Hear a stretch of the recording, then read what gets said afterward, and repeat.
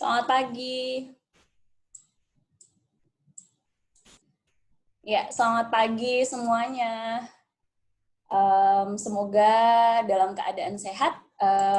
Kembali lagi bersama saya Ziva dalam Policy Talks edisi 4.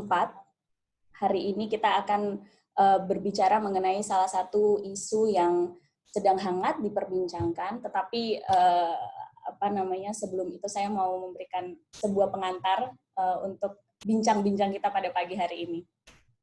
Gara-gara COVID-19, kita semua jadi tahu ada kekosongan dalam infrastruktur.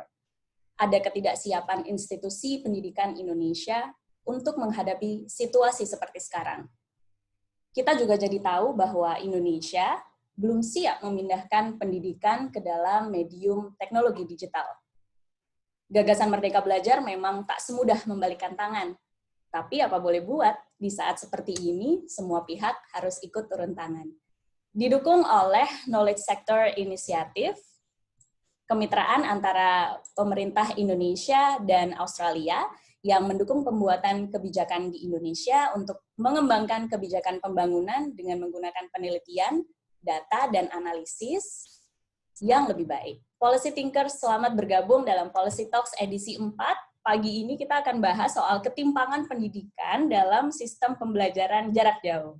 Nah, di tengah-tengah kita secara virtual sudah hadir ada 2 narasumber yang akan memberikan insight dan juga mungkin kita akan bisa berbincang rekomendasi apa sih yang bisa kita berikan sebagai warga Indonesia yang baik, gitu kan, untuk sistem pendidikan Indonesia, terutama dalam situasi pandemi COVID-19. Nah, saya perkenalkan dulu. Yang pertama ada Mbak ya, ini ya aku panggilnya, Mbak Floriska Ayu Tresnatri, Sarjana Teknik, Master International Development and Economic, peneliti dari Semeru Research Institute. Selamat pagi, Mbak Ica. Pagi, Mbak Ziva. Iya, selamat pagi. Mbak Ica ini adalah peneliti kuantitatif untuk program RISE atau Research on Improving Systems of Education di Indonesia. Nah, Mbak Ica juga memimpin program peningkatan partisipasi aktif orang tua dalam pendidikan anak. Selain itu, Mbak Ica menyelesaikan studi sarjana di Departemen Teknik Industri ITB dan pasca sarjana di bidang International and Development Economics dari Australian National University. Nah, jadi dari background beliau, semoga kita bisa mendapatkan insight nih ya, seperti apa untuk perbaikan sistem pendidikan Indonesia, khususnya dalam pandemi. Yang kedua, sudah hadir juga Dr. Praptono, Master of Education. Selamat pagi, Pak Prapto. Selamat pagi, Mbak. Selamat pagi. Ini, di hari Sabtu pagi sudah bergabung ya, di luar jam kerja loh ini. Oke, nanti akan bergabung setelah ini ya. Pak Prapto ini adalah Direktur Guru dan Tenaga Kependidikan, Pendidikan Menengah dan Pendidikan Khusus dari Kementerian Pendidikan dan Kebudayaan. Beliau menyelesaikan program pascasarjana Master of Education di University of Leeds, gitu. Dan beliau menyelesaikan program doktoral dalam program penelitian dan evaluasi pendidikan Universitas Negeri Jakarta. Nah, kita untuk narasumber yang pertama mungkin bisa bergabung. Mbak Ica, silakan boleh dinyalakan videonya, jadi bisa melihat semuanya. Nah, ini dia Mbak Ica. Oke. Mbak Ica akan menjadi narasumber pertama ya, yang akan memberikan insight gitu mengenai topik kita pada pagi hari ini. Tapi sebelum Mbak Ica menjelaskan lebih lanjut, aku mau tahu dong, pembelajaran jarak jauh yang sudah kurang lebih 5 bulan ini ya, dari bulan Maret atau mungkin 6 bulan kita laksanakan, itu menurut Mbak Ica dalam satu kata apa ya? Pelik. Pelik, oke. Memang urusan sungguh pelik. Iya, pelik. Iya, pelik Complicated banget. Ya. Complicated, oke. Sepertinya memang sangat pelik karena PJJ ini ternyata bukan hanya soal keterbatasan infrastruktur, internet, akses gawai yang belum dipunyai semua orang, tetapi juga mulai dari anak-anak, siswa, mahasiswa mulai stres gitu kan, psikologinya juga sudah mulai terpengaruh terhadap PJJ. Kemudian orang tua pun juga gitu, karena tiba-tiba harus mengganti peran guru yang ada di sekolah maupun di perguruan tinggi seperti itu kan, Betul. mendampingi anak-anaknya, dan juga terutama tenaga pendidik kita harus beradaptasi begitu cepatnya, dikejar waktu, sangat-sangat dikejar waktu gitu kan, untuk tetap memberikan kegiatan belajar mengajar yang menarik dan juga optimal. Iya. Nah, mungkin Mbak Ica bisa langsung dijelaskan ya, atau kasih perspektifnya gimana sih efektivitas penyelenggaraan kegiatan PJJ ini gitu, selain pelik jadi terus gimana ya penyesuaian kurikulum, kan kita kemarin ada Permendikbud, ada kurikulum darurat. Nah, ini gimana supaya bisa tetap menjaga kualitas pendidikan gitu dan memastikan peserta didik mendapat pemahaman setara seperti ketika tatap muka gitu, Mbak. Monggo kan. Iya. Mungkin saya bisa mulai dengan menjelaskan PJJ selama 5 bulan ke belakang juga bisa ya, Mbak ya? Bisa. Ya, halo? Bisa, Mbak. Oke, ya. Selamat pagi, senang sekali bisa mengisi sesi pagi ini. Jadi saya langsung saja ya, seperti yang kita tahu bahwa sejak pertengahan Maret 2020 itu pemerintah sudah memutuskan untuk menutup sekolah dalam upaya mengendalikan penyebaran pandemi COVID-19 ini. Dan pada awalnya kebijakan penutupan sekolah ini akan diberlakukan hanya selama 2 minggu. Namun ternyata angka penularan pandemi di berbagai daerah terus sehingga memaksa sekolah untuk menerapkan kegiatan belajar dari rumah hingga setidaknya September 2020. Ya, walaupun sekarang itu 6% dari sekolah di Indonesia. Nah, sayangnya pelaksanaan kegiatan belajar dari rumah ini pun sangat bervariasi. Temuan ini didapatkan dari studi yang kami lakukan di Semeru Research Institute, di mana data kuantitatif yang kami kumpulkan dari survei telepon yang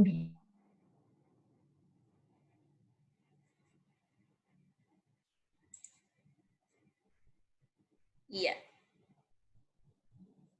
Masih ke-mute, Mbak. Mohon maaf tadi saya tiba-tiba keluar internetnya. Iya, nggak apa-apa, boleh. Oke.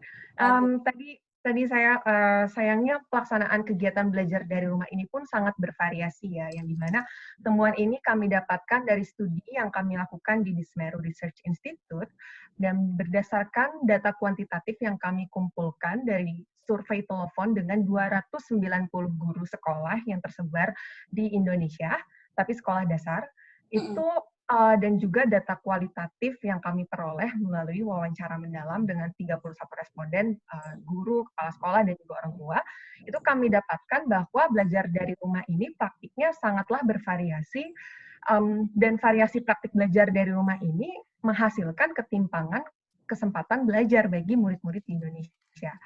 Nah, ketimpangan ini tepatnya diakibatkan oleh 3 hal besar nih, Mbak.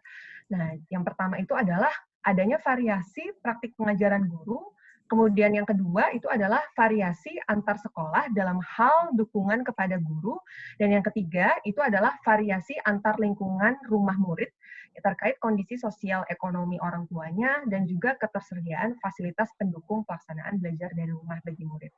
Nah, jadi mungkin saya pertama menjelaskan dulu variasi praktik mengajar guru ya, yang mengakibatkan ketimpangan selama belajar dari rumah ini. Nah, jadi secara umum selama belajar dari rumah dari Maret hingga Juni ya tahun ini, secara umum tingkat penggunaan aplikasi digital oleh guru dalam memberikan pengajaran dan juga berkomunikasi dengan orang tua murid itu cukup tinggi. Namun, masih ada sekitar 30% guru di wilayah perdesaan di luar Pulau Jawa itu yang tidak menggunakan aplikasi digital dalam pembelajaran. Dan hasil wawancara mendalam kami juga menunjukkan bahwa guru di Pulau Jawa itu memanfaatkan berbagai aplikasi digital seperti misalnya WhatsApp, YouTube gitu ya. Namun di wilayah perdesaan di luar Pulau Jawa, sebaliknya masih ada guru yang harus mengunjungi murid karena akses terhadap internet itu sulit dan juga tingkat kepemilikan gawai di antara para orang tua murid itu rendah gitu. Dan orang tua yang memiliki gawai pun itu pada umumnya tidak mampu membeli kuota internet karena kondisi ekonominya. Nah, bahkan ironisnya beberapa guru itu juga harus menempuh jarak hingga 30 km untuk mengunjungi seorang murid di rumahnya. Dan sayangnya setelah menempuh jarak 30 km itu, waktu tatap muka belajar itu hanya sekitar 1 jam saja untuk setiap murid. Jadi sangat waste of time gitu ya. Dan ada pula bahkan guru yang memberikan tugas mingguan tanpa menyampaikan pengajaran materi secara langsung kepada anaknya. Nah, akibat keragaman ini pun tidak semua guru itu melakukan pengajaran setiap hari kepada muridnya saat belajar dari rumah kemarin. Seperti misalnya di Pulau Jawa, kami temukan bahwa proporsi guru yang tidak melakukan pengajaran setiap hari itu sebesar 30%. Namun, di luar Pulau Jawa, dan terutama di wilayah perdesaan, proporsinya ini mencapai 50% gitu. Dan guru untuk yang lulusan, ada namanya pendidikan profesi guru prajabatan, itu cenderung memberikan pengajaran setiap hari, dibandingkan dengan guru yang bukan lulusan PPG prajabatan. Jadi, ketimpangan pengajaran ini juga turut dipengaruhi oleh kompetensi yang dimiliki oleh guru. Dan selama belajar dari mantan murid, untuk bertanya dan meminta penjelasan tambahan dari guru juga beragam. Yang dimana guru di luar Pulau Jawa umumnya kurang memberikan kesempatan bertanya kepada murid jika dibandingkan dengan guru di Pulau Jawa. Nah, guru pun ada yang memberikan materi dan tugas, namun tidak semua guru itu selama belajar dari rumah memberikan umpan balik atas tugas yang dikerjakan oleh muridnya gitu. Ini mana kita menemukan bahwa proporsi guru yang memberikan penilaian belajar murid setiap hari di wilayah perkotaan itu relatif lebih besar daripada guru di wilayah desa di Pulau Jawa. Dan guru dengan akses internet dan di Pulau Jawa, proporsinya juga lebih besar yang memberikan umpan balik atas tugas kepada murid. Nah, dan di sini juga ironis ya, jadi di sekolah swasta dan wilayah perkotaan di Pulau Jawa, mayoritas guru itu merasa lebih sibuk karena waktunya itu dibutuhkan untuk menyiapkan materi ajar dan juga melakukan penilaian lebih banyak gitu. Sementara itu sebaliknya, mayoritas guru yang di sekolah negeri dan di wilayah perdesaan di Pulau Jawa itu malah merasa lebih sibuk karena harus berkunjung ke rumah murid atau berkomunikasi dengan orang tua di luar jam sekolah gitu. Jadi sangat berbeda. Dan sebagian besar guru yang mengajar di luar Pulau Jawa pun dan guru yang berada di wilayah perdesaan Pulau Jawa juga menyampaikan bahwa waktu luang mereka itu pada umumnya malah digunakan untuk mengurus keluarga atau bercocok tanam, lalu berternak gitu. Sementara itu sebaliknya, guru di wilayah perkotaan memanfaatkan waktu luang mereka untuk kegiatan pengembangan diri gitu, seperti mengikuti webinar atau mempelajari video mengenai pembelajaran inovatif di aplikasi YouTube gitu. Nah, itu terkait variasi dari praktik pengajaran oleh guru. Dan dukungan sekolah itu juga bervariasi gitu, Mbak. Nah, di mana kita menemukan bahwa sebagian besar guru di wilayah perkotaan Pulau Jawa ini menerima bantuan dari sekolah, terutama untuk membeli pulsa atau kuota internet. Sedangkan untuk guru di luar Pulau Jawa itu tidak, dan guru di luar Pulau Jawa yang pernah mendapatkan pelatihan untuk penggunaan teknologi pengajaran itu lebih sedikit jumlahnya jika dibandingkan dengan guru di wilayah perkotaan Pulau Jawa. Nah, hal ini tentunya membuat guru tersebut merasa tidak siap ya dalam menerapkan pembelajaran daring. Jadi tidak heran kita menemukan temuan-temuan seperti yang saya jelaskan sebelumnya. Nah, yang variasi ketiga dan terakhir itu adalah dari partisipasi orang tua itu sendiri. Partisipasi orang tua itu beragam, ya, di mana anak yang tinggal di wilayah perkotaan dan memiliki orang tua berpendidikan tinggi, itu pada umumnya memiliki pembagian waktu yang lebih seimbang antara kegiatan belajar dan juga bermain. Dan orang tua tersebut dapat membantu anaknya dalam belajar. Sebaliknya, anak yang memiliki orang tua berpendidikan rendah dan tinggal di wilayah perdesaan itu cenderung menghabiskan waktunya untuk bermain dan memiliki waktu belajar yang kurang jelas. Dan orang tua ini hanya dapat mengingatkan anaknya untuk belajar, namun tidak dapat membantu anaknya belajar.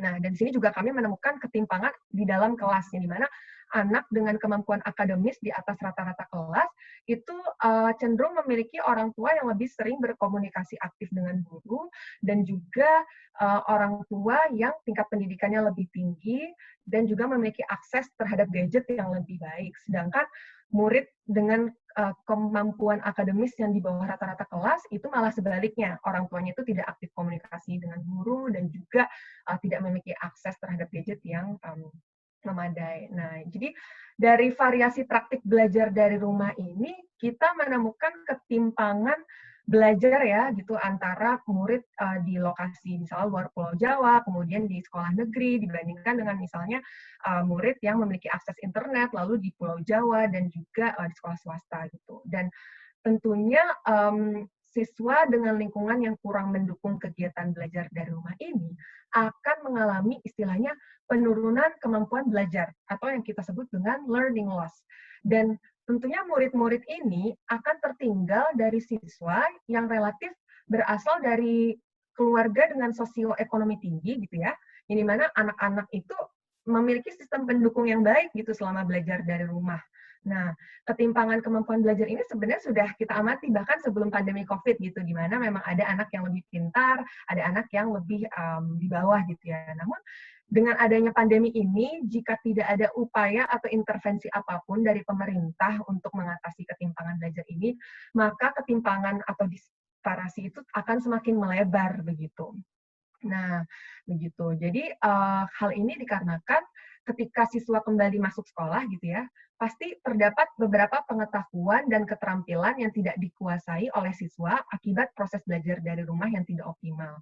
Nah, jika siswa ini tidak diajarkan sesuai dengan kemampuan belajarnya pada titik setelah dia belajar dari rumah, maka siswa ini pasti tidak akan dapat memahami materi ajaran baru yang diajarkan di sekolah gitu. Terlebih jika misalnya materi baru tersebut membutuhkan pemahaman terhadap materi yang dipelajari selama belajar dari rumah. Padahal dia tidak paham gitu. Jadi ini akan menghasilkan learning loss yang akan membuat ketimpangan belajar semakin tinggi gitu. Dan sebenarnya dampak penurunan kemampuan belajar akibat penutupan sekolah ini juga sudah dibuktikan oleh penelitian ya Mbak di luar sana, itu oleh namanya Andrabi dan juga kawan-kawannya.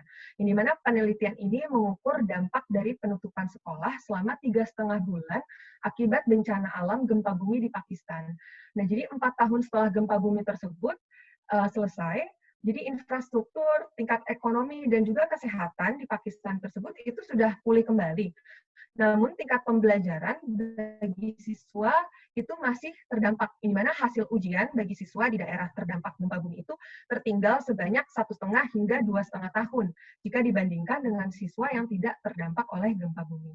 Dan bahkan kehilangan pembelajaran ini akan lebih lanjut, berdasarkan penelitian ini ya, akan mengakibatkan pendapatan siswa itu lebih rendah sebesar 15% pada setiap tahunnya ketika siswa tersebut sudah bekerja dan dewasa.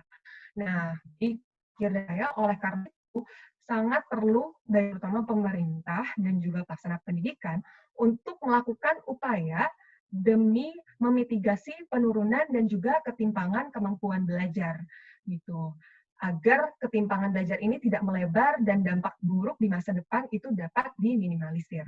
Nah, jadi pemerintah ini perlu memberikan intervensi untuk mengatasi ketimpangan dengan mempersiapkan guru agar dapat mengajar kelas dengan kemampuan siswa yang beragam akibat belajar dari rumah.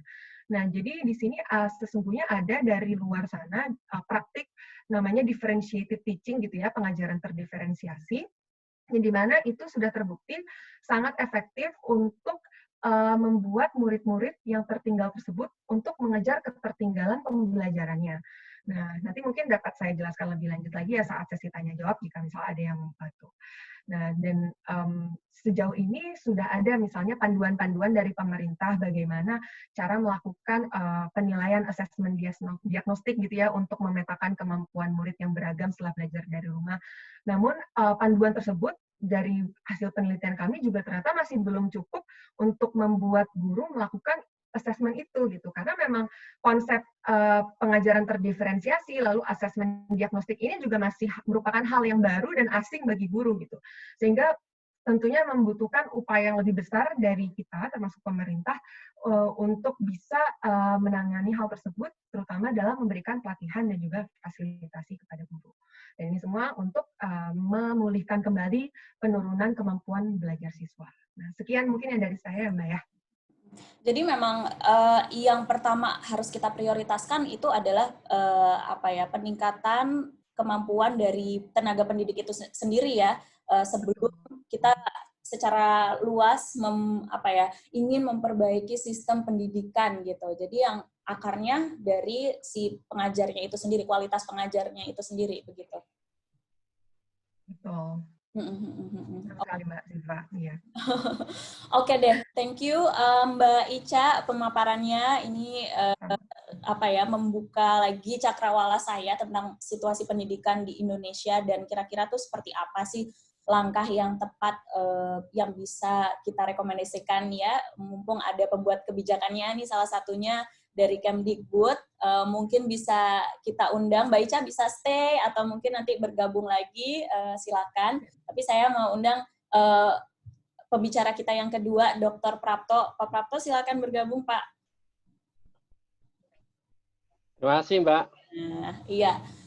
Pertanyaannya sebelum panjang lebar nih, Pak Prapto, sama. Ini sudah 6 bulan, Pak Prapto juga pelaksana kebijakan dari Kemdikbud, khususnya di Direktorat Guru dan Tenaga Kependidikan. PJJ, Pak, dalam satu kata. Apa ya? Saya kira ini gambaran yang pas dengan keadaan dan yang dilakukan oleh guru staf Kemdikbud, satu kata yang menggambarkan adalah menantang. Menantang, ya, betul. Ini optimis ya berarti dari Kemdikbud, dari Pak Prapto juga optimis meskipun memang nampaknya ada pro dan kontra, tetapi sepertinya memang ya kita perlu untuk beradaptasi, memperbaiki dan pasti akan ada tantangannya. Oke, begitu langsung aja Pak, boleh dipaparkan bagaimana sih kalau dari Kemdikbud sendiri penanganan untuk sistem pendidikan dan juga kurikulum selama pandemi ini gitu, agar kegiatan belajar mengajar tetap efektif. Silakan Pak. Baik, terima kasih Pak. Saya memulai dari kata menantang karena memang belajar dari rumah akibat kondisi pandemi COVID-19 itu bukan pilihan, tapi itu adalah sebuah kenyataan. Mau tidak mau bahwa pada bulan Maret mulai tanggal 18, kita para guru, para kepala sekolah, para pengambil kebijakan harus melaksanakan pembelajaran jarak jauh. Jadi ini adalah sebuah fakta. Di awal-awal kita melaksanakan pembelajaran jarak jauh, memang kita mendapatkan berbagai macam kendala dan tantangan. 60% guru kita tidak familiar dengan IT. 48.000 satuan pendidikan kita belum terjangkau internet. Belum lagi ketika kita bicara tentang infrastruktur, kemudian kesulitan yang dihadapi oleh para orang tua yang dia tidak cukup punya kapabilitas mendampingi kegiatan pembelajaran, tetapi karena kenyataan dan keadaan, maka dia harus membersamai anak-anak mereka. Nah, berangkat dari kenyataan itulah, maka kita sadar betul bahwa ada upaya yang harus dilakukan. Di aspek guru, kita harus bekerja dengan giat, harus bekerja ekstra untuk meningkatkan kompetensi para guru kita. Di bidang infrastruktur, kita harus berbenah. Bahkan jaringan internet yang menjadi kebutuhan untuk pelaksanaan pembelajaran online, itu juga masih banyak yang harus kita lakukan. Nah, tapi bukan berarti sebelum pandemi kita tidak melakukan upaya-upaya persiapan ke arah pembelajaran yang berbasis IT. Karena di tahun 2018, Menteri Pendidikan dan Kebudayaan Republik Indonesia sudah pernah mengeluarkan surat edaran agar memanfaatkan IT dalam kegiatan pembelajaran. Nah, baru edaran itu terasa sangat dibutuhkan adalah ketika COVID-19 ini hadir. Nah, disitulah kemudian timbul kesadaran yang sangat kuat dari para guru, para kepala sekolah, bahwa menguasai IT menjadi kebutuhan yang tidak bisa ditunda-tunda. Nah, tadi dari Semeru, dari risetnya sering menjadi rujukan bagi kita juga untuk melakukan berbagai macam perubahan-perubahan, upaya-upaya peningkatan terhadap capaian hasil belajar anak. Di antaranya adalah ketika kita mendapati bahwa para guru-guru kita punya persoalan di dalam melaksanakan pembelajaran, kemampuan IT, maka di bulan Juli Direktorat Jenderal Guru dan Tenaga Pendidikan mengadakan seri webinar sebulan penuh. Ketika para guru kita memiliki kesulitan untuk rancangan program pembelajaran, praktek-praktek baik, maka kemudian Direktorat Jenderal Guru dan Tenaga Kependidikan membuat portal guru berbagi yang sudah dikunjungi oleh jutaan guru. Kemudian mengoptimalkan penggunaan portal rumah belajar. Ketika ada daerah-daerah kita yang sulit dengan jangkauan internet, maka kemudian pembelajaran melalui TVRI dilakukan. Pemanfaatan radio-radio lokal dilakukan. Nah, saya hanya ingin menggambarkan bahwa bukan berarti pembelajaran jarak jauh bukan tanpa masalah. Tantangan yang kita hadapi sangat banyak, dan kemudian hambatan-hambatan itu dengan potensi dan sistem dukungan yang kita punya, berusaha untuk dicari solusinya oleh Kemendikbud. Dalam aspek pembiayaan misalkan, Mas Menteri sudah mengeluarkan surat atau kebijakan tentang relaksasi dana BOS. Dan dalam hal penyediaan kuota internet, beberapa hari yang lalu sudah disepakati antara Menteri Pendidikan dan Kebudayaan dengan DPR untuk mengalokasikan 7,2 triliun biaya untuk bantuan kuota internet bagi mahasiswa, bagi siswa, bagi guru untuk dalam rangka menopang kegiatan pembelajaran. Sedangkan terhadap daerah-daerah yang masih sulit akses internet, Kemendikbud juga berkoordinasi dengan Kemenkominfo untuk memberikan pembukaan jaringan-jaringan di daerah-daerah yang masih sulit internet. Apakah kemudian seluruh wilayah kita sudah terjangkau dengan internet? Kita katakan belum. Untuk itulah ada satu mapping, satu pemetaan yang dilakukan oleh Kemendikbud terhadap daerah-daerah yang memang sulit untuk dilakukan pembelajaran online, maka kebijakan melaksanakan guru kunjung menjadi pilihan.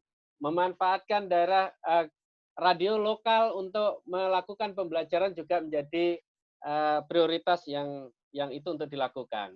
Kemudian dari aspek kurikulum, tadi sempat disampaikan juga bahwa guru-guru kita tentu akan sangat kerepotan untuk mencapai ketuntasan kurikulum. Maka kemudian di awal bulan Agustus atau tepatnya di pertengahan, Mas Menteri juga sudah mengeluarkan paket kebijakan terkait dengan penyederhanaan kurikulum.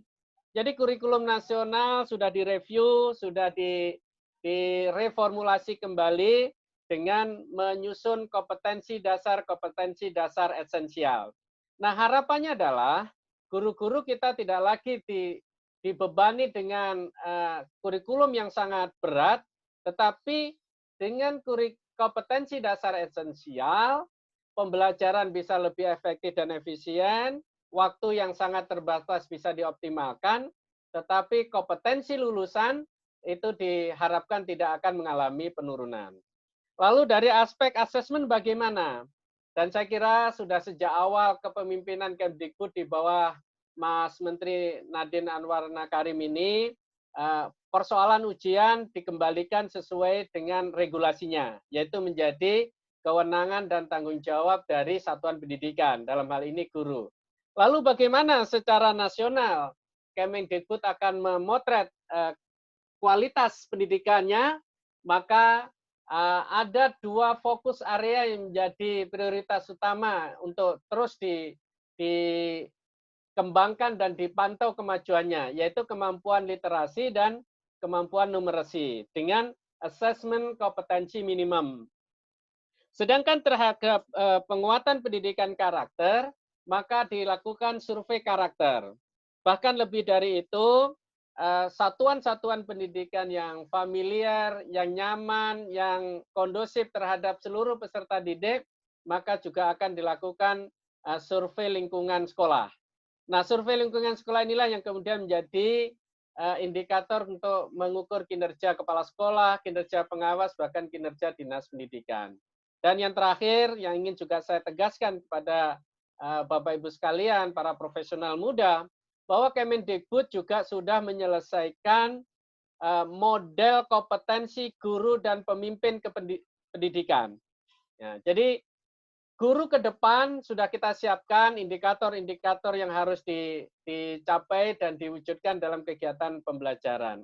Itulah sebabnya di dalam melaksanakan Merdeka Belajar, khususnya terkait dengan peningkatan kompetensi guru dan tenaga kependidikan, Ditjen GTK memiliki beberapa program prioritas, diantaranya adalah program guru penggerak, kemudian program transformasi PPG Prajabatan, kemudian program organisasi penggerak dan sekolah penggerak. Mudah-mudahan dengan berbagai macam inisiatif program baru itu, keinginan kita semuanya untuk menjadikan pendidikan berjalan dengan baik, khususnya di dalam kondisi pandemik ini bisa tetap optimal.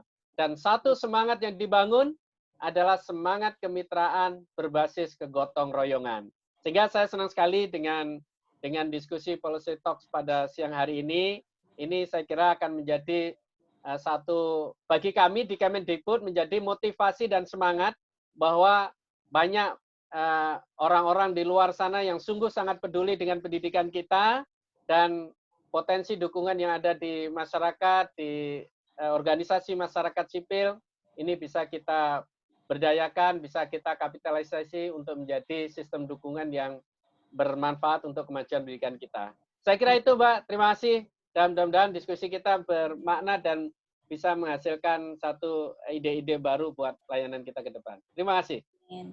Terima kasih Pak Prapto. Saya ada pertanyaan untuk pembiayaan dana BOS. Ini kan memang dari Permendikbud 19 tahun 2020 sebagai pengganti dari Permendikbud tahun nomor 8 tahun 2020. Ini kan dana BOS memang bisa dialihkan untuk membeli pulsa bagi internet, bagi guru dan siswa dalam mendukung PJJ. Nah, tapi ini tuh sebetulnya apakah besarannya dikembalikan lagi kepada sekolah atau memang sudah ada dari Kemdikbud nih sekian persen porsinya untuk pulsa? Karena kan memang kalau BOS itu sebelumnya memang kita gunakan untuk pengembangan fasilitas prasekolah seperti itu ya Pak, tingkat sertifikasi kompetensi keahlian dan lain sebagainya. Nah, untuk yang porsi pulsa internet ini sendiri itu sebenarnya sudah ada porsinya belum nih Pak dalam aturan itu? Dikembalikan lagi ke sekolah? Ya, baik. Memang awal-awal pemberian dana BOS itu diatur proporsionalnya, persentasenya untuk komponen-komponen tertentu. Tetapi dengan kebijakan relaksasi dana BOS, maka peruntukan dana BOS diserahkan sepenuhnya kepada kepala sekolah. Aspek-aspek atau komponen-komponen yang prioritas untuk dibiayai silakan, termasuk bagaimana dana BOS bisa digunakan untuk membiayai honor guru honorer, atau mungkin untuk mendukung biaya PJJ dan sebagainya. Jadi kepala sekolah lah yang punya kewenangan untuk menentukan berapa biaya pada masing-masing komponen, dan itu tentu sesuai dengan kebutuhan di masing-masing lapangan. Apakah ini juga berlaku untuk kurikulum darurat, Pak, yang Bapak tadi sebutkan ada kompetensi dasar esensial gitu kan? Jadi apakah juga kita serahkan langsung ke kepala sekolahnya seperti itu, Pak? Ya. Benar, Pak. Di dalam launching yang disampaikan oleh Mas Menteri, Satuan Pendidikan diberikan pilihan. Mau konsisten untuk menerapkan K13 secara penuh, karena memang sudah menguasai dan merasa nyaman, silahkan. Mau menggunakan kurikulum yang disederhanakan, yang dilaunching oleh Mas Menteri, silahkan. Bahkan, pada satuan-satuan pendidikan yang memiliki SDM, memiliki kemampuan untuk melakukan review, menyusun kompetensi-kompetensi sesuai dengan kebutuhan satuan pendidikan, juga dipersilahkan. Jadi ini benar-benar diberikan kemerdekaan bagi pengelola satuan pendidikan. Yang tidak boleh diabaikan bahwa semua intervensi yang dilakukan harus bisa menjamin terjadinya peningkatan capaian hasil belajar siswa. Literasinya harus meningkat, numerasinya harus meningkat, karakternya harus bagus, dan begitu seterusnya. Jadi itu yang menjadi acuan. Soalnya tadi waktu Pak Prapto sampaikan kalau memang dana BOS ini proporsi penggunaannya diserahkan kepada kepala sekolah karena penyesuaian, saya agak khawatir bagaimana sistem pelaporannya, apakah ini justru membuka potensi adanya penyelewengan dana dan lain sebagainya. Seperti ya. Baik, Mbak, dana BOS itu adalah dana pemerintah. Dan di dalam penggunaan dana pemerintah itu mengacu pada Permenkyu nomor 72 tahun 2020. Itu tentang standar biaya masukan. Ya. Di sanalah sudah diatur komponen-komponen pembiayaan, kemudian berapa jumlah maksimalnya, itu semuanya ada ketentuannya. Dan yang tidak kalah pentingnya, bahwa karena dana BOS ini sifatnya bantuan pemerintah, maka pengelola itu akan bertanggung jawab sepenuhnya terhadap akuntabilitas pengelolaan. Jadi kita para komite sekolah bisa melakukan pemantauan. Para orang tua bisa ikut memantau apakah kepala sekolah bisa mengelola dan menyalurkan dana BOS dengan baik. Baik, oke. Ini saya sekalian menyapa teman-teman yang sudah bergabung di IG Live-nya Acting Policy ID. Selamat bergabung, selamat pagi teman-teman semuanya. Terima kasih. Sabtu pagi ini pembicaranya akan seru sekali. Mbak Ica boleh bergabung lagi dengan kita ya, di sini kita bertiga. Nah, buat teman-teman yang sudah bergabung di IG Live bisa juga langsung menyampaikan pertanyaannya di kolom komentar. Nanti kita akan pilih-pilih ya, karena ini juga daftar pertanyaannya juga mulai banyak nih Pak. Tapi saya mau sampaikan juga ini ada apresiasi kepada Kemdikbud mengenai penanganan dalam hal pendidikan ya untuk selama COVID-19 ini ya. Kalau kata Mas Menteri ada hashtagnya Pak, pasti ada jalan. Ini sepertinya hashtag utama, tapi masih bisa kita pergunakan untuk situasi seperti ini. Baik, Mbak Ica, Pak Prapto, ini sebelumnya kami mengadakan polling pertanyaan gitu. Jadi dari followersnya Think Policy ID, apakah ada yang mau ditanyakan gitu kan ke Pak Prapto atau ke Mbak Ica? Nah, ada seperti ini pertanyaannya. Salah satunya.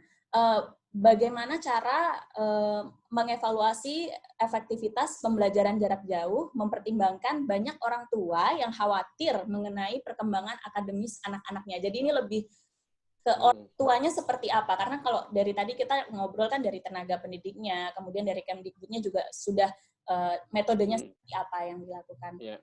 Mungkin Mbak Ica dulu boleh? Ya, baik. Terima kasih Mbak Ziva. Jadi tadi pertanyaannya bagaimana ya cara mengevaluasinya. Jadi maksudnya ini mungkin saya klarifikasi lagi ya, orang tuanya gitu ya yang dapat mengevaluasi anaknya ini kegiatan belajarnya sudah efektif atau belum gitu ya? Iya. Ini dari pertanyaannya seperti itu. Iya. Jadi kalau misalnya menurut saya, bagi saya tentunya ini akan bervariasi juga ya.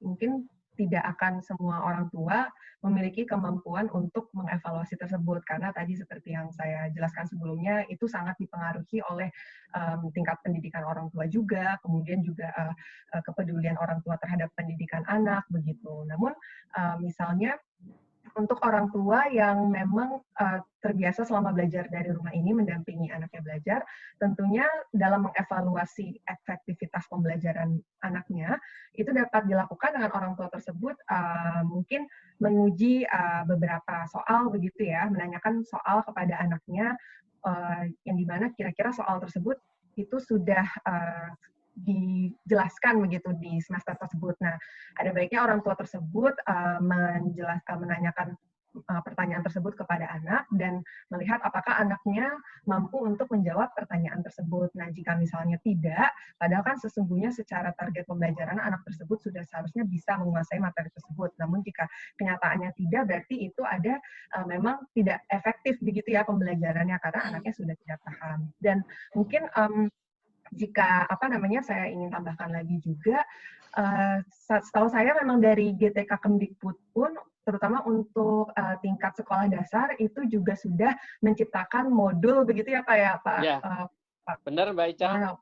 Modul bagi Betul, iya. Jadi bagi guru, bagi orang tua juga dalam mendampingi anaknya belajar dari rumah gitu ya. Jadi kalau misalnya untuk yang modul bagi orang tua itu juga kalau saya lihat isinya memang misalnya agak detail juga gitu, detail. Jadi misalnya dari Kemdikbud itu menghibau, anak itu belajar dari jam segini sampai jam segini begitu. Lalu nanti materinya ini, nanti bisa tanyakan hal-hal ini kepada anak begitu. Nah, jadi mungkin itu juga bisa menjadi media begitu ya, media yang bermanfaat bagi orang tua untuk dijadikan juga sebagai salah satu alat untuk mengevaluasi kemampuan anaknya selama belajar dari rumah dan tentunya efektivitas pembelajaran. Ya, mungkin dari saya seperti itu. Dari Pak Dari Praptona Pak mungkin Prapto. Ya, ya. Jadi salah satu titik krusial kita di masa pandemik ini adalah pembelajaran untuk jenjang SD, Mbak. Maka kebijakan penyederhanaan kurikulum di masa kondisi khusus ini dibarengin dengan kita menyiapkan modul untuk orang tua, modul untuk siswa, dan modul untuk guru. Jadi satu paket. Dan ini modul bisa itu diakses online nggak, Pak? Mohon maaf. Ya, bisa. Diakses online di portal yang disiapkan oleh Kemdikbud bisa. Oke. Gitu. Dan modul itu menekankan pada 2 kemampuan dasar, yaitu literasi dan numerasi. Inilah yang kita jadikan satu solusi terhadap persoalan psikososial yang dihadapi oleh para orang tua dan anak-anak dalam masa pandemi COVID ini ketika untuk melaksanakan kegiatan pembelajaran jarak jauh. Gitu. Oke, baik. Terima kasih. Ini ada satu pertanyaan dari live IG ini mengenai policy recommendation dari hasil penelitian Semeru apa saja ya, boleh di-share. Nah, ini mungkin untuk teman-teman di IG Live bisa juga akses di Pusat Informasi COVID-19 yang dimiliki oleh Knowledge Sector Initiative. Ini teman-teman bisa akses, ada di website ksi-indonesia.org. Nah, di situ ada banyak sekali selain Semeru, mungkin ada hasil riset dan rekomendasi dari berbagai institusi mengenai sistem pendidikan, mengenai apa saja tentang COVID-19 nih ya. Kalau misalnya mau yang pendidikan juga ada, di situ ada section khususnya. Nah, oke. Saya ke Pak Prapto. Kalian itu, Mbak, iya. Saya info akses modul itu bisa diambil di portal bersama hadapi corona.kemdikbud.go.id. Portal bersama hadapi corona ya, Pak ya. Oke, baik, nanti saya akan. Coronanya pakai K ya, bukan C. Oh, pakai K. Oke, siap. Sudah disandur ke bahasa Indonesia ya.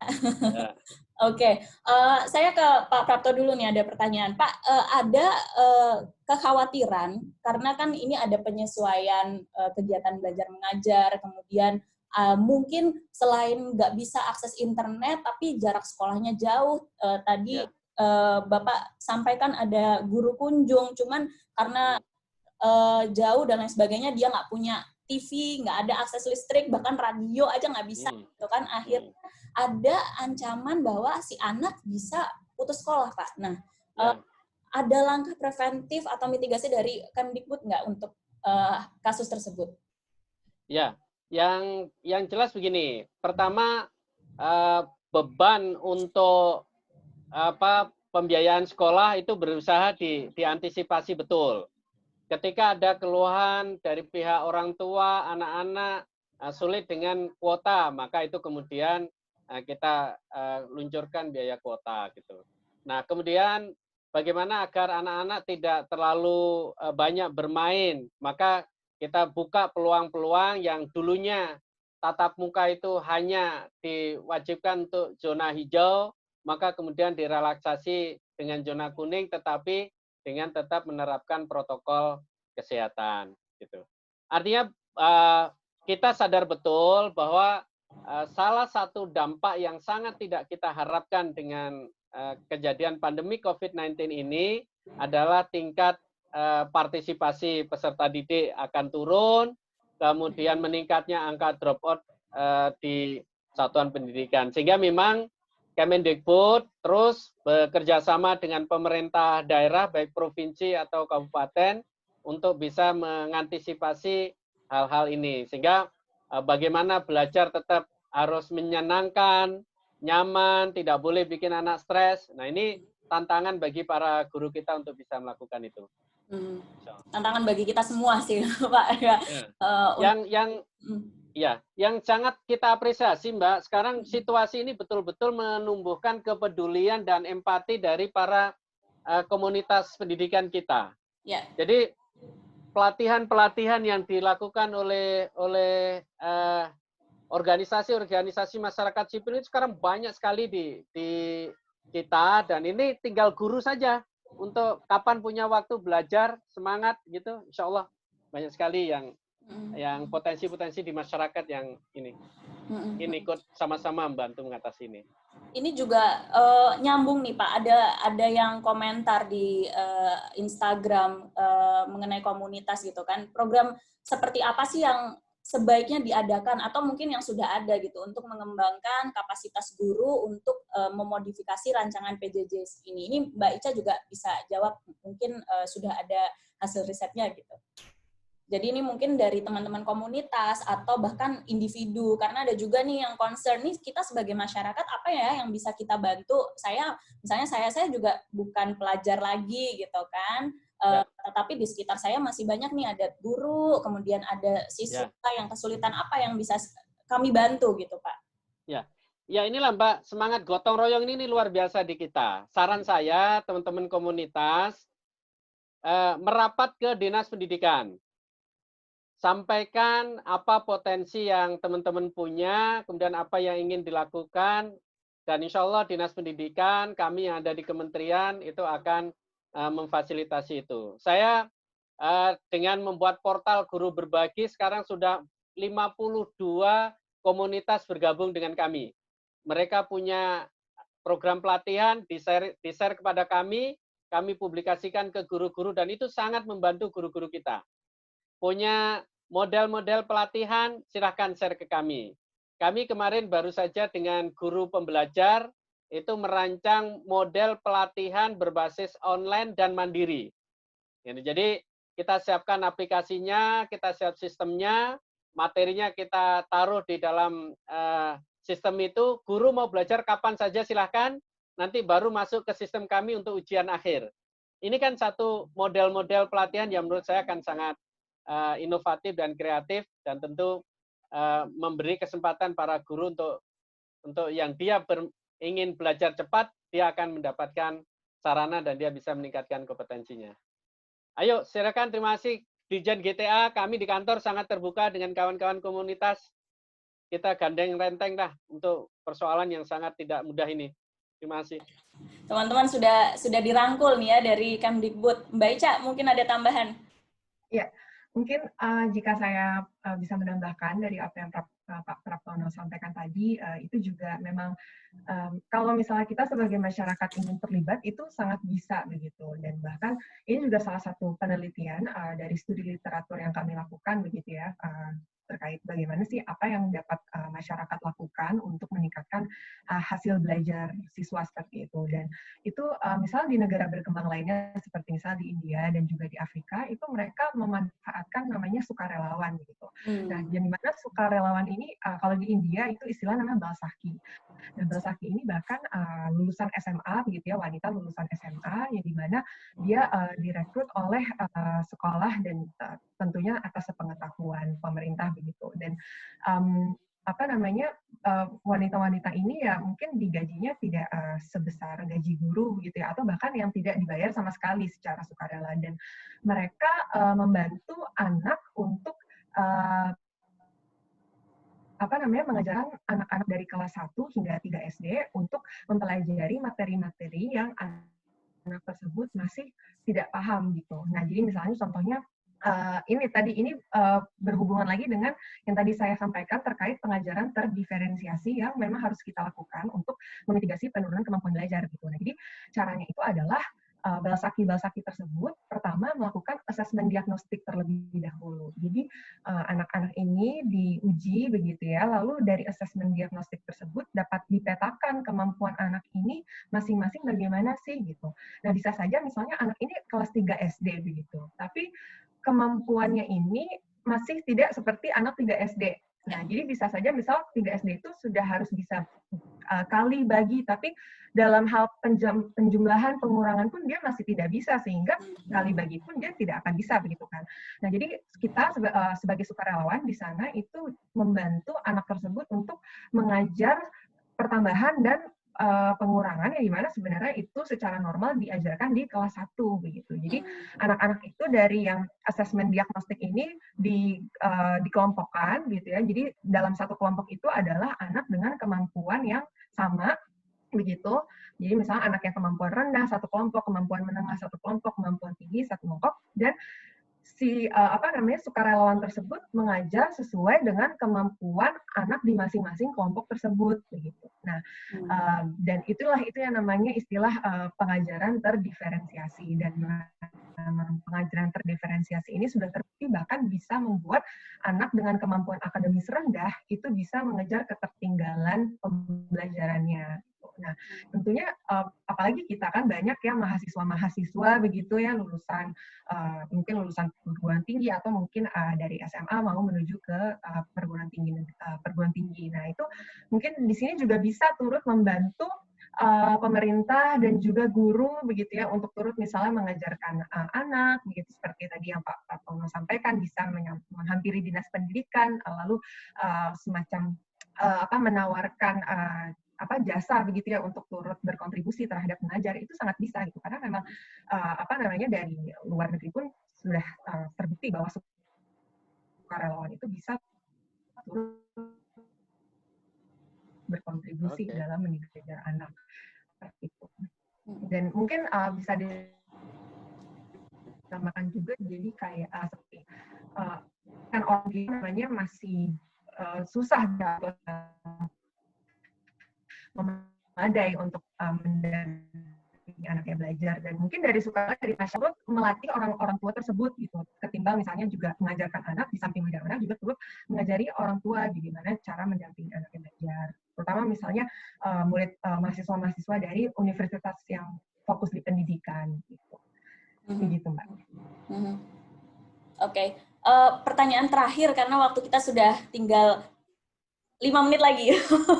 Ini kalau tadi kita sudah mungkin membahas lebih ke pendidikan atau mata pelajaran yang formal, sepertinya lebih mudah gitu. Tapi bagaimana dengan keseimbangan KBM non akademik siswa gitu selama PJJ, kayak ekstrakurikulernya seperti apa, kemudian bimbingan konseling maupun mata pelajaran yang aktif kayak olahraga. Nah, itu bagaimana Pak Prapto dan Mbak Ica yang menambahkan? Ya.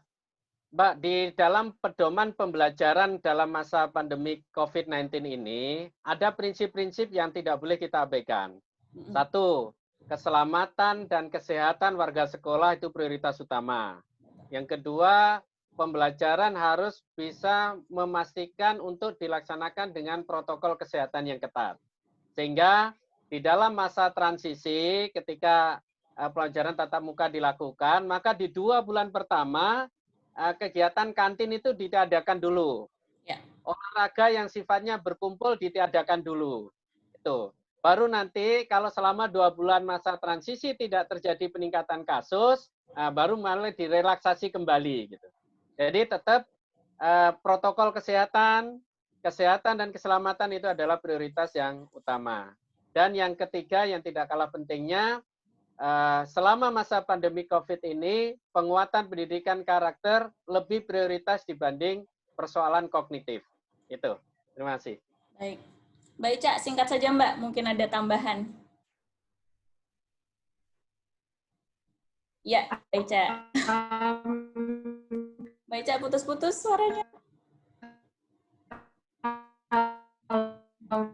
Ya, beliau ada jaringan internet nih. Putus-putus, Mbak. Putus-putus, Mbak Ica.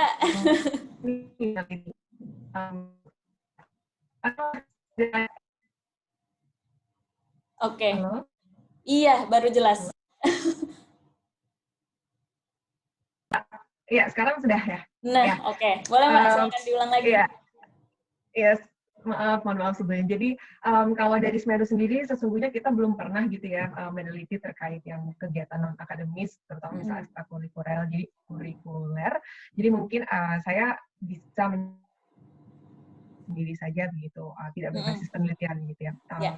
Kalau misalnya dari dari program saya di Kebumen gitu misalnya dan dari hasil wawancara dengan orang tua itu selama PJJ ini juga masih ada sih misalnya murid yang melakukan ekstrakurikuler, tapi memang secara online begitu, secara daring gitu. Misalnya guru ekskulnya memberitahu siswa untuk hari ini kamu misalnya olahraga ini ya seperti ini gitu. Jadi tapi tidak berkumpul begitu. Itu setahu saya sih. Tapi mungkin tadi Pak Praptono sudah memberikan yang sangat lengkap gitu ya terkait dengan ketentuannya. Oke, baik. Iya, sayang sekali waktunya sudah habis, tapi I would love to talk more dengan Pak Prapto dan Mbak Ica mungkin di kesempatan lainnya. Teman-teman di IG Live juga terima kasih sudah bergabung. Untuk informasi lengkap yang mungkin teman-teman mau tahu juga bisa akses di Pusat Informasi COVID-19 KSI, linknya sudah disertakan, dan juga jangan lupa akses portal Bersama Hadapi Corona dari Kementerian Pendidikan dan Kebudayaan. Mari kita sama-sama menghadapi ini bersama, saling gotong royong dengan semangat gotong royong yang tadi sudah Pak Prapto bilang, agar ketimpangan pendidikan dalam pembelajaran jarak jauh ini semakin kecil dan tiada, gitu ya harapannya.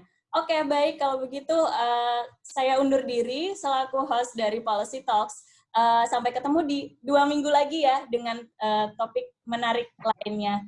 Terima kasih Pak Prapto dan Mbak Ica. Selamat pagi. Terima kasih. Ya, banyak. Terima kasih Mbak Ziva. Mari Pak Praptono. Pamit.